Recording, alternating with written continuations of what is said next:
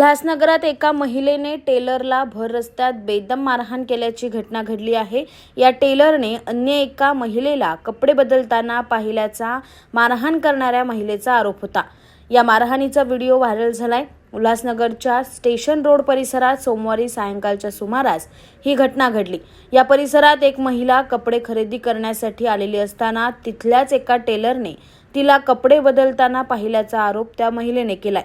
मात्र यावरून पीडित महिलेऐवजी दुसऱ्याच एका महिलेने टेलरला भर रस्त्यात बेदम मारहाण करण्यास सुरुवात केली। यानंतर पोलीस तेथे दाखल झाले।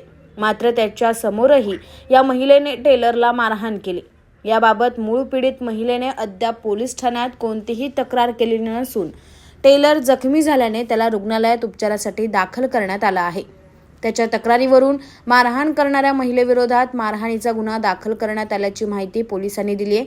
तर मूळ पीडित महिलेला तक्रार देण्यासाठी बोलवण्यात आलं असून तिच्याकडून योग्य प्रतिसाद मिळत नसल्याचंही पोलिसांचं म्हणणं आहे।